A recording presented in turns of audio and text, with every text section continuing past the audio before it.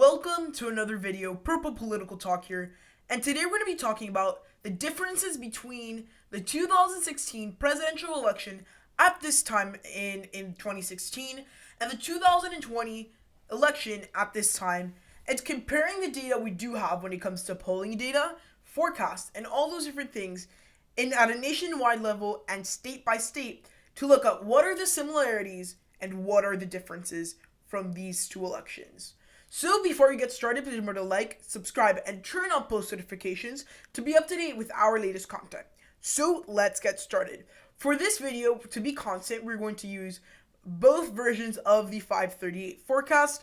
In this case, we're going to use the 2016 version, and we're going to go back and look at the day today and compare it to where the election is today compared to the new 538 forecast for 2020.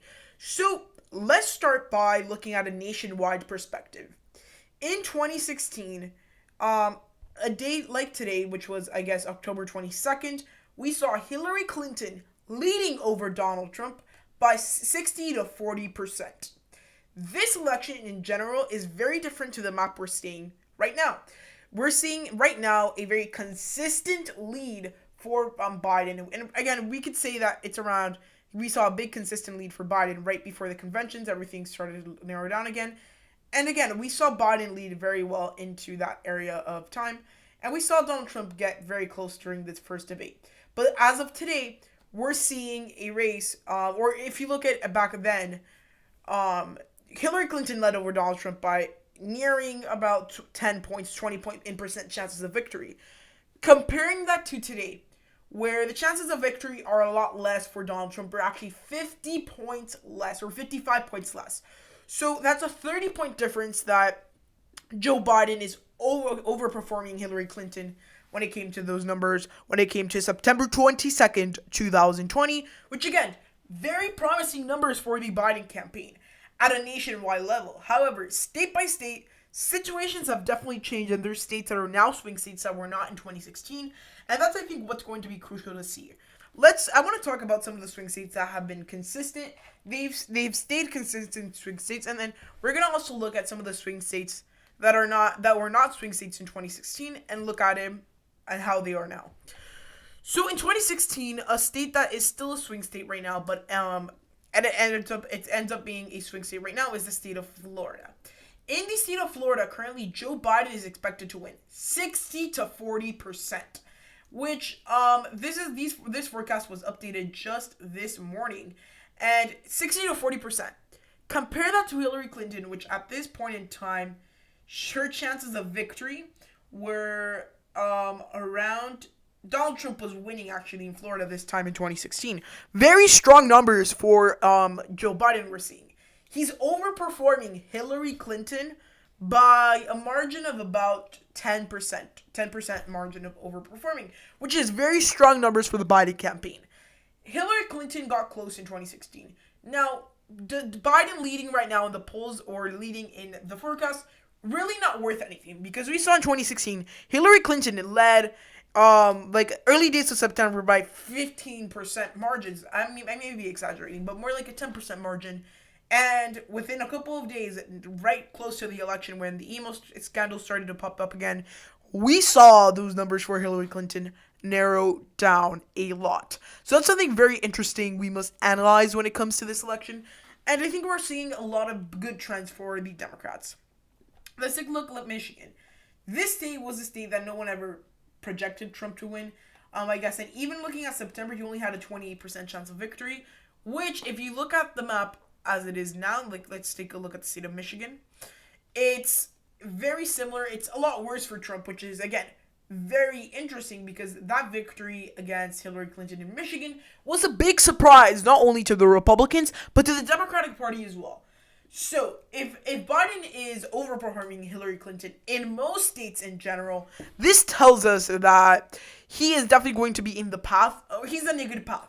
However, when it comes to these forecasts, they were essentially wrong in 2016, and I think, honestly, they may be wrong again, but I'm not so sure. And some of these key swing states that Biden needs to win, Michigan, he's winning by 87%, where Hillary Clinton only won it by 78% in the, I guess, forecast. Although on election day, that state was pretty close. Take a look at some other states. Wisconsin, for example. This state was 83% chance, I guess. But if you look at it, how it was, like, this point in time in the election, it would be September 22nd. So, in September 22nd, 2016, Hillary Clinton led Donald Trump by 5% in the projected vote share. And when it came to chances of victory, she led him by 50%. Let's take a look at the state of Wisconsin. In Wisconsin, we're currently seeing Hillary Clinton. He's doing about currently a little bit more than Hillary Clinton in Joe Biden's campaign. And I think we're seeing one big trend here. It's not only in a handful of states.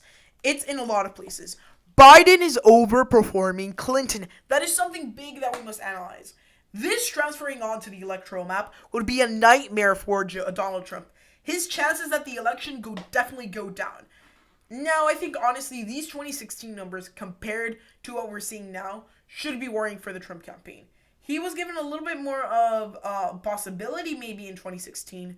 However, this time around, these numbers are atrocious for the Trump campaign.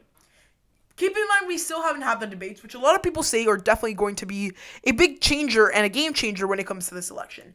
However, it's still a fact of the matter that we currently have Biden overperforming Hillary Clinton's numbers, especially in areas like the Rust Belt. It's not by only a couple percentage points, but by a lot of percentage points.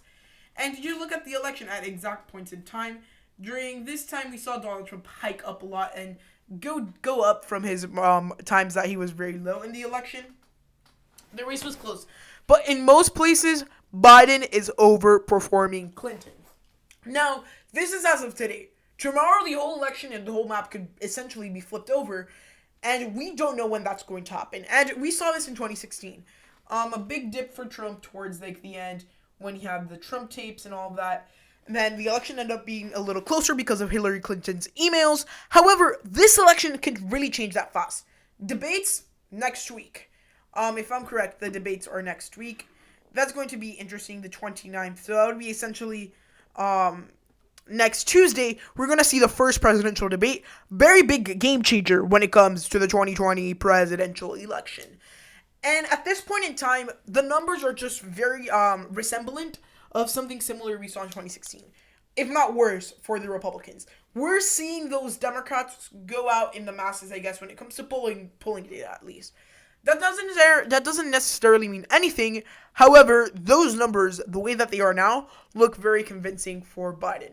Now, keep in mind that at this point in time, in 2016, Hillary Clinton was actually at her low point, which tells us that the electoral map could have looked a lot different and a lot worse for Hillary Clinton if the election would have stayed constant. But one thing that is very different from this election and 2016 is 2016 was an election which was pretty normal. Ups and downs for both candidates. There was times that one shot down, the other one shot up. Now, at this point in time, we've had a consistent lead for Joe Biden nationally, and even in some key swing states, for a long time, which is nothing but, that's not assuring for the Trump campaign. If you are a Republican out there, I would definitely be worried, because if these numbers, well, they predicted Hillary Clinton wrong. However, I would say they're worrying, especially this far out, where Hillary Clinton was actually at her low point in the election, according to the forecast.